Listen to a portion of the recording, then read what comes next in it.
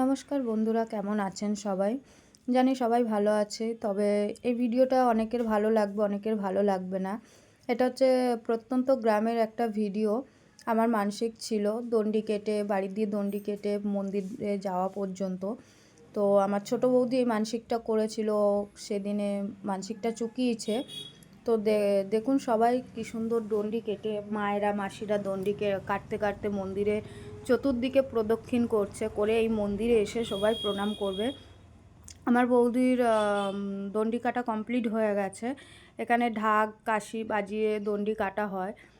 তো এরপরে শুরু হবে আপনার ধুনো পোড়ানো। দেখুন ধুনো পোড়ানোর জন্য সবাইকে রেডি করানো হচ্ছে, সবাইকে বসিয়ে দিয়েছে, আগুনও জ্বালিয়ে দিয়েছে।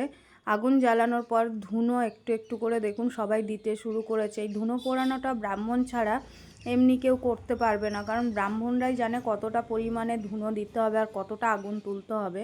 আগুন অনেকটা করেই তোলা যায়, তবে যে যেরকম পারে সেরকম আগুন তোলে।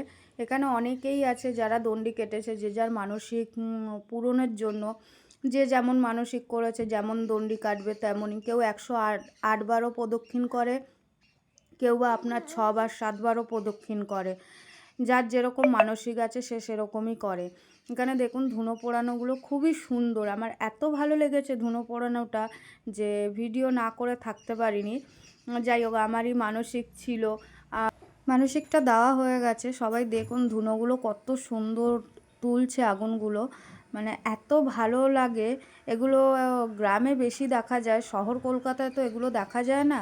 আর এগুলো প্রায় এখন নেই বললে চলে, খুব কমই দেখা যায়। গ্রামে এই জিনিসগুলোকে বেশি ধুনো পোড়ানোর পর দেখুন ধুনো পোড়ানো শেষ হলে আরও অনেক কিছুই আছে। দেখুন কত সুন্দর আগুনগুলোকে তুলছে।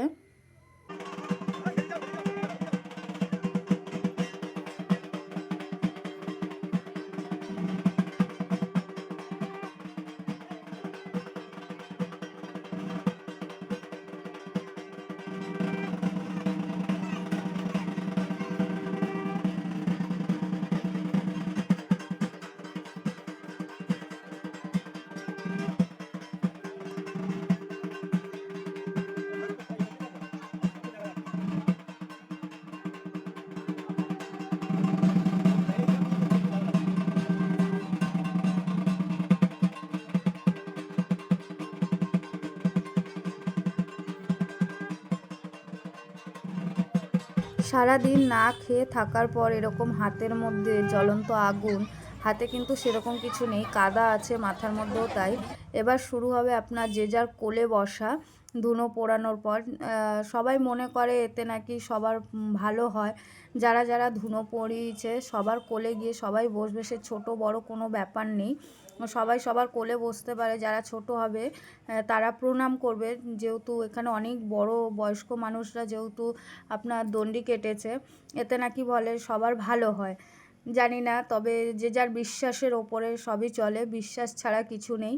এখানে বিশ্বাসের ওপরই দেখুন সবাই, কত বয়স্ক ছোট বাচ্চা যত লোক আছে সবাই সবার কোলে বসছে, প্রণাম করছে। এতে নাকি